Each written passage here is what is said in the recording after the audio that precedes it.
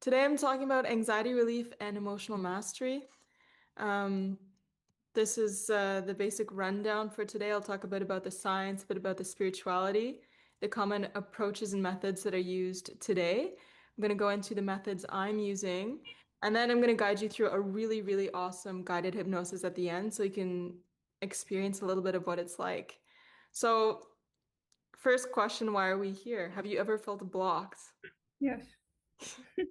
Have you ever felt like What something have you? was not quite right and just wanted to find a solution? But the solutions are giving us, they're like, oh, finally, I come up with a solution. They give you a diagnosis, they prescribe meds or therapy, and it's just not giving us the results we want. It just feels Mhm. a little incomplete. So about me, I'm a master clinical psychology graduate, a certified hypnotherapist, and intuitive energy healer. But when I was younger, I had a rough go growing up in my childhood home. You know, my mom had a lot of mental health problems, and the best solutions they could throw at her were a lot of medication. They just threw medication at her. She had a lot of stress and had psychosis, and they took her in to the hospital, the psych ward. They just gave her a lot of meds, sent her home. It didn't help. It didn't do anything. The diagnoses, the therapies didn't help.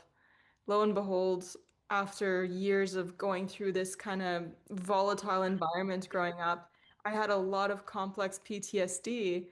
I was really down when I was like 17, 18, and the best they could do was say, "Oh, you're 17, 18, you're depressed, take antidepressants." Oh, you're afraid, you're fearful, your heart's racing, take beta blockers and so on. There was no solutions. So I went on to study psychology, but then everyone in my bachelor psychology degree also had diagnoses and medications, and I thought there has to be a better way. There has to be a better treatment. This cannot be the end-all solution. Because when you study psychology, they're like, ta-da, diagnosis. And you're like, well, there's so many things left unanswered. That diagnosis doesn't do very much. So I left my job as a social worker. I sold my car, I left my apartment, I traveled the world, explored all kinds of spiritual traditions, psychoenergetic healing modalities, and I found the best combination possible. The one most powerful way to rapidly dissolve any emotional pain, fears, or overthinking by combining everything I learned in psychology and neuroscience with everything I learned in spirituality and ancient traditions and philosophies. So tell me if you think it works. This is a 1 year before and after of doing hypnotherapy and the method I'm going to teach you today and talk to you guys about today. And the interesting thing about these photos is I had someone professionally face read them because the expressions that you most commonly have kind of stick to your face. So if you spend 20 years being sad, your eyes are going to go down and you're going to get wrinkles going downwards. But if you're very happy, your eyes are going to be pointed upwards. So you can see me on the right side. Yeah. The very beginning, what was I? I just turned 24. I talked to a professional face reader. My eyes are like triangular, the top lid. That's a sign of abuse, which I experienced abuse. I had lost love lines under my eyes going down. That cleared up. The eyelids cleared up. The asymmetry, both sides were so disproportionate, that cleared up. He talked to me also about like the shape of my mouth, how I literally built a jawline because a jawline is a sign of someone who, what is it, can stand up more for themselves, and a bunch of other changes. And other than that, I just look a bit healthier and happier. I was sad. I just kept having all of this emotional pain from the past coming up, and I didn't know what to do with it until I learned a lot about who we are and how we function. And that's what I'm going to be talking about today. So, your painful emotions and painful thoughts, it's a lower frequency that brings you into survival and keeps you unconscious. So, if you have a tendency to feel really bad about yourself, that feeling bad and that shame, that guilt, and you go into it and you get into this downward spiral of negative thinking and you just feel bad and it keeps getting worse and worse and worse, it's bringing you unconscious. That's a lower frequency. That's a survival emotion, that fear, that need to survive, the, oh my God, I don't have enough money to pay my bills, I'm not gonna live, I'm not gonna make it. That's unconscious. And when we're unconscious is when we have all those fears come up, we're acting on them, we feel super anxious, we get lost in the anxiety, we lose our way of thinking, we act out, we drink, we smoke, we eat, whatever it is, we feel bad, we feel negative because we're in survival. We switch from parasympathetic, relaxed to fight or flight. From parasympathetic, relaxed, creative, aware of ourselves, feeling good, receiving wisdom, receiving insight, to stressed, unconscious, and acting out of survival. The number one thing that psychology is doing wrong is it's treating us at the conscious level. It's saying, oh, you drink, you have a addiction to drinking. You should learn how to restrict yourself and stop yourself. Um, but it's not that easy because when you're in the moment and you're like, oh my God, this is so painful, this is so emotionally painful, and you act out, you're acting out from that emotion and you're totally unconscious. You're unaware of yourself. Otherwise, you wouldn't yell at the kid or react to the boyfriend or something like that. A lot of these things that we experience are out of our control in a way. Dialectical behavior therapy, I got my big book here.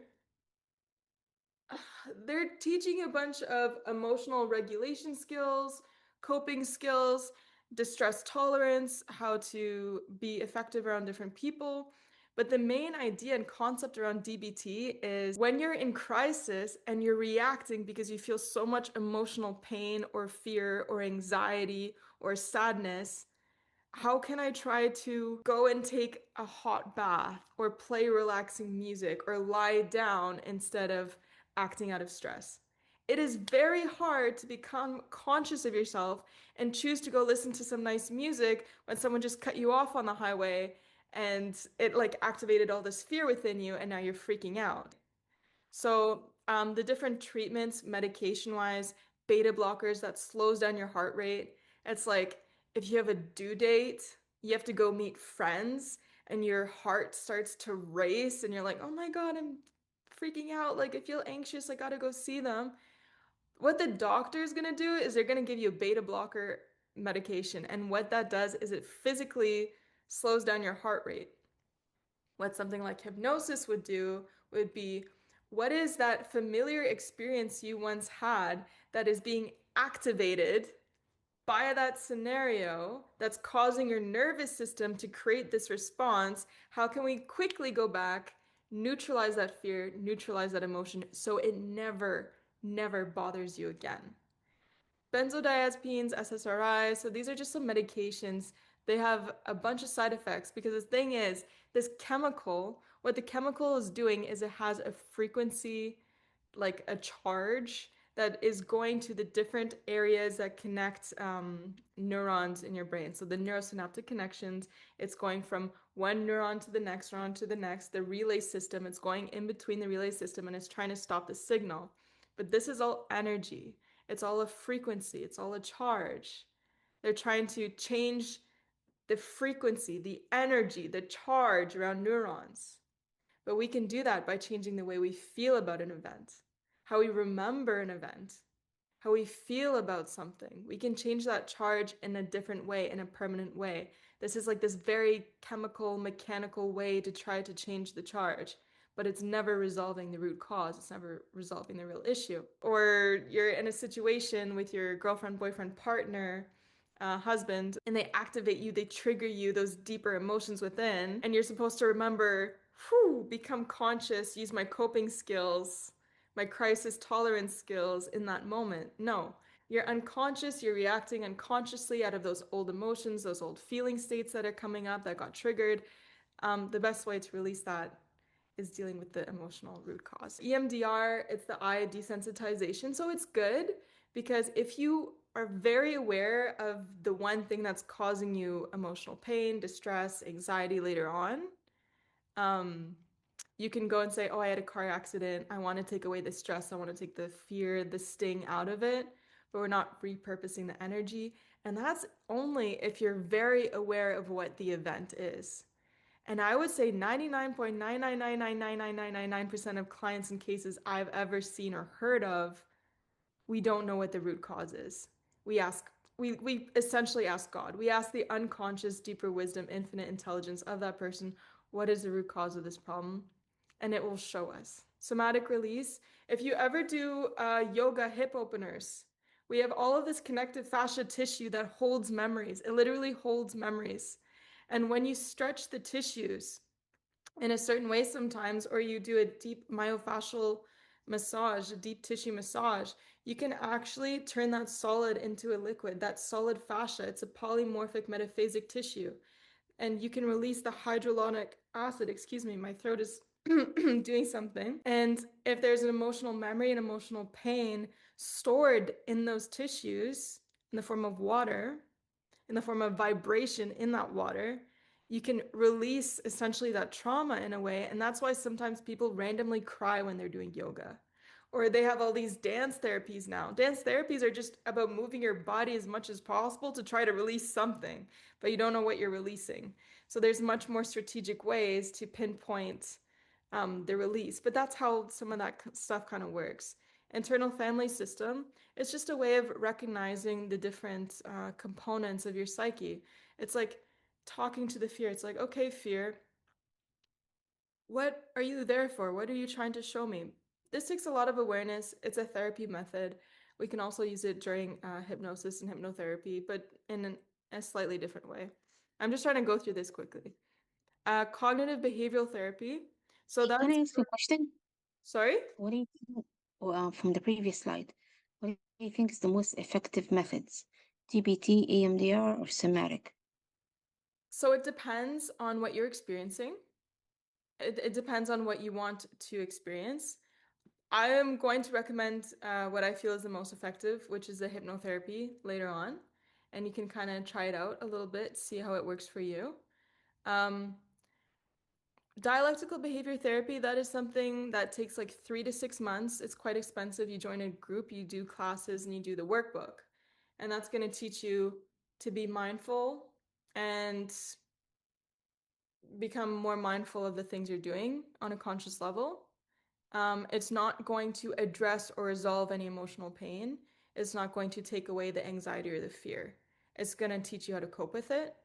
EMDR, if you had a really stressful accident or situation and you want to particularly, like say if you were living somewhere and they had an earthquake and you know exactly the scene that's causing you distress, you can go to someone for EMDR for that. That's very, very specific. Somatic release, it's so general, but I think it's a good practice in general to move our bodies and just become aware of our stiffness because our stiff points, our densities, our tensions in the body are usually something that we can release.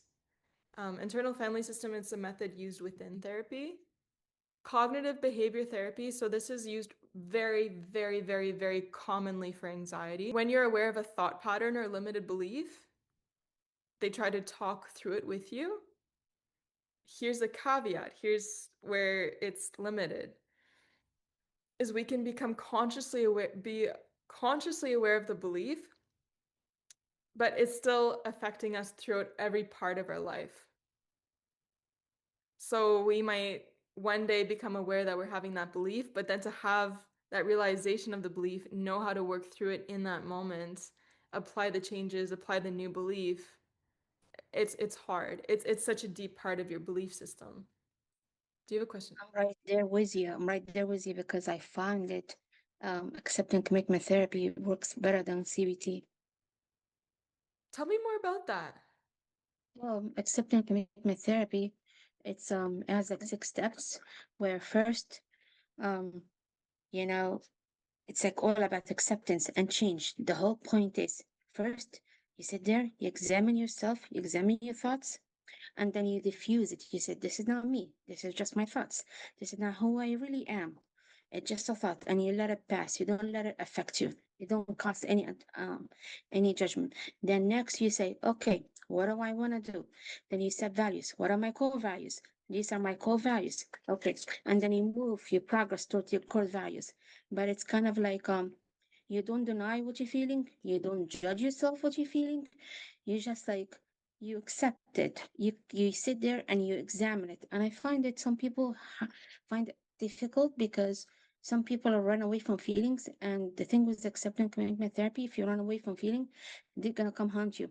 You know, I mean, I tried running, but then I was like a gut. So now it's just like whenever I have like this interest or whatever, and sometimes you don't even know why you're interested or why you don't know why it's happening. So then like, what am I scared of? What am I afraid of? And then you face it, you name it, you claim it, you face it, and they're like, oh, okay. And then you let it pass. But then sometimes it's hard for me to let it pass. I just sit there and analyze it. I'm like, I end up turning to psychodynamic. Analyze. Yeah, it's So easy to identify with it or try to understand it, but the thing about these thoughts and stuff is sometimes they're just energy floating and there's nothing to understand. And just the more we um become neutral towards it, like, yeah, sometimes there's a story connected to it, but sometimes it's really neutral, and that's what they're teaching a lot in meditation. yeah, yeah, this is all my, this is as far as I got. This is for my reading. I didn't take a class or anything. I just read. Um, not an expert. I just read. That's That, what I discovered so far. that's awesome. That's But super. I haven't done meditation. I'm trying to get into because mindful is part of acceptance too. It's there is one of the core 6 steps. I didn't really spend so much time on it. I just like summarized the whole thing.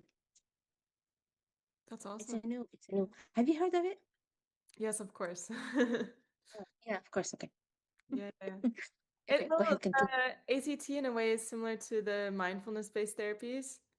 It's just becoming aware of yourself. It's just increasing your level of consciousness and your level of awareness of what you're doing, what you're saying, and how you're feeling. Because most Yeah, people aren't even aware of how they feel. And yeah. they, It's hard to know. yeah. Like, so you have to sit there. And It's like you have all these feeling anxieties and you don't even know where it's coming from. Why do I have it? And then you realize it goes back all the way to childhood trauma with attachment theory and all that stuff. I'm like, oh my God. So it's kind of like the body stored because it's such a cool thing that the body stores your pain. I didn't even know that because I constantly have my shoulder hurting. I'm like, oh my God. And it's so like the book The Body Keeps a Score. I've been trying to read it, but it's just I haven't had the time. Have you heard of that book? when you talk about the body holds the feeling, so what happened is that feeling you experience at 2, 3, 4, 5 years old, whatever, is just stored in the body. And the reason it's coming up as a thought, a feeling, a body feeling, a tension, a density, a soreness, an ache, a pain, is because it wants to be visited and released and let go and healed. We store all of it. We store all of it. And that thought, Yeah. that anxiety, that worry, it wants to be released. And that's what we're doing with hypnotherapy. Those things that keep bugging us and coming up, the depression, the depressive thoughts, the bad mood, the sadness, like repetitive thinking. Yeah, Um, I'm trying to learn how to get rid of the loop. Trying to get rid of how, it's like you keep activating, it keeps being activated. can you describe what the feeling is? What is the feeling? Um, no, it's just like an instant that happened, and your minds keep playing the story over and over, or playing the situation over and over. Yeah. So then some research and it says, well, you didn't give it an ending, but once you have an ending, the loop stops. Well, That's what I read. can you describe how it feels? Is it sad, happy, angry, Um, worry? confused, The feeling mm, you feel is confused. confused, puzzled, sad. Why they did that? Why did it happen this way? Okay. Okay. Perplexed, kind of Mind if I show sad. you an example? I'll show you an example of this work. Okay, Okay, Mary, can you just close your eyes for a moment? okay. That's right. Take a deep breath in, let that breath out with a sigh. Deeper and deeper, just relaxing for a moment. And I'm just going to ask you, Mary, first impression without having to know, without having to be certain, just first impression, the first thing that comes up, point to where you feel that on your body. All those feelings, that feeling you've been having, that feeling you want to change, right there. That's right. And what color might that be, Mary? If it had a I color. don't know. First impression, what came to your mind? I have no idea. Blue? Blue, that's right. You're doing amazing. You're doing great. And first impression, just the first number that comes to your mind when I ask you, how old were you the first time you felt that?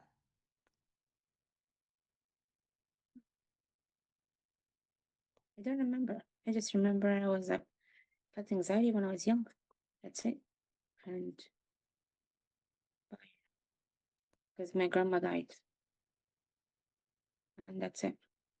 So, what do you see when you're telling me that story? I see myself. I see my little myself as being scared. That's right. So, if there's a color or series of colors that could just wash away all that being scared, what might that be? White? White. We're just going to take the most amazing, radiating, beautiful white shining up above your head and watch it swirling and twirling, gaining energy, growing brighter and brighter and brighter and stronger and more white and more glorious and just washing through you like water fills a glass, like liquid fills a test tube, head to toe, filling you up completely with that amazing white, washing out anything else. And notice how that feels. And let me know when it's all washed away and we'll continue. Notice as Mm. that white dissolves and resolves any of that blue color from your mind, body, and soul. And notice how that feels. See that white washing away all of that blue as all of that blue just drains from your body out through your toes, grounded into the earth as all of that white washes through you head to toe, washes away any of that blue. And just notice how that feels. I don't know. I guess I'm starting to feel the pain is going away, but that's about it. I cannot do anything. That's perfect. For a 20-second process, I wasn't going to take you through the whole thing. You did amazing, Mary. You can open up your eyes when you're ready. That was just a little sample. So, when I talked Mhm. about our body stores memories, I said our body stores memories. You could point to where your body was storing it. You can name the color, and you could go into it and see the memory and scene. And the way you felt was stored there and it was connected to a memory. Okay, so why does the memory come? You said because it wanted to be released. And Your once it wants to be body released, stores memories, uh-huh. and as a pure light that you are, it's shining and filtered and dimmed through all of these life experiences, all of this sadness, all of the downtimes, all of the fear. So, through all of these colors, so if you see this prism, you're this beautiful, pure white light that's going through all of these densities of hard experiences, sad experiences, fearful experiences, shameful experiences, and you're seeing the world through these filters. And it comes up into your awareness because it wants to be released. So your body is storing that. Your body is storing that. And you knew exactly where it was, what color it was. And when you felt it, it was connected to a memory of when you were younger and you could see something. I'll talk about multimodality hypnotherapy. We work with infinite wisdom and connect you to your true self. I am never, as a hypnotist, giving you suggestions. I am only working with what your nervous system and your deeper wisdom and infinite intelligence is guiding us with and what you truly want. You cannot accept anything that you do not want. Your body knows how it's stored, what belief and feeling causes that problem and pattern of behavior that we don't consciously know, but we're just reacting in our environment. So we clear it. Your neurology. So the key thing in hypnotherapy is that your neurology does not know the difference between imagination and real experience.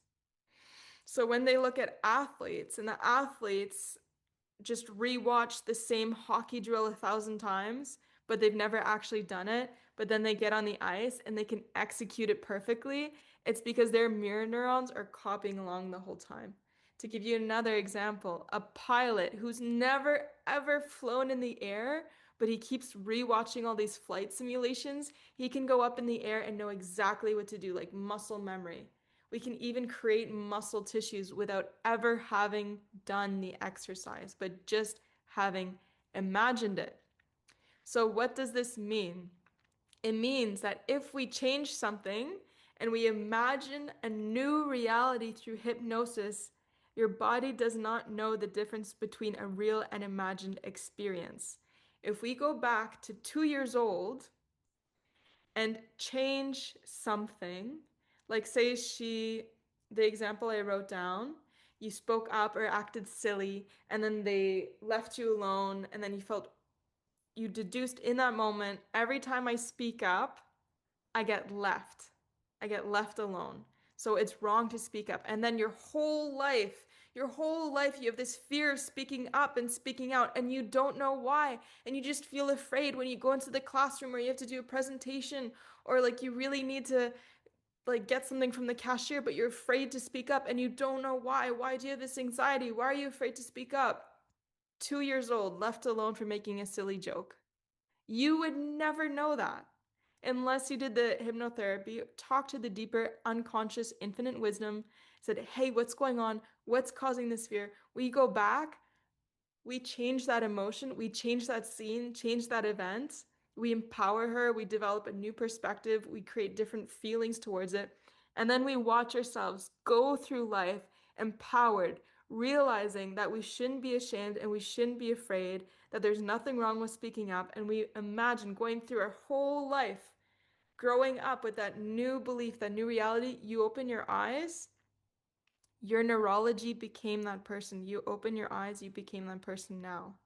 The anxiety is gone. But So, then, like, the reason my face changed so much in such little time, and when I work with clients, it's crazy because I rewrote my history. When I did the session and opened my eyes after 1 hour and doing that work with myself, I became that person who for years felt happy and for years was healthy or went not. oh, you did it on yourself? You didn't go to someone? I did both. I did Oh, both. When we clear the fear, emotions of pain that are keeping us unconscious, keeping us in the past, you become more free to see reality as it is. You're more capable of expressing your true self and welcoming love, happiness, and abundance without fear. Because the trick to manifestation, the trick to getting the money we want, the relationships we want, is to feel safe having and holding it. Because otherwise, we feel afraid and we shut it out. The reason we don't have the things we want is because we feel afraid holding them, or we block them, or we feel a lack to them. We can change all of these things just to have a more functional, amazing experience while we're here, to see reality as it is instead of through the filters of the past. So the key Right. here is we're changing how we feel about what happened. But more than that, what is going on, and I didn't explain because I feel like I'm throwing so much new material and crazy material at you guys, is that we have this stream of consciousness, conscious awareness. But when something is so painful, so traumatizing, so shocking, it doesn't get consciously processed, which means our consciousness, our awareness becomes fragmented, Mm-hmm. becomes fragmented. So what we're doing in this process is we're actually integrating all of the parts of the whole. So we're taking all of those 3-year-olds, 4-year-olds, 5-year-olds, and integrating them into us to be a coherent, pure light, to be a more integrated, whole, coherent being instead of all of these split emotions, feelings, and so on from the past that didn't get consciously processed because it was too painful at the time. Mm-hmm. Yeah, understand now. Thank you. Yeah. I know it's a lot.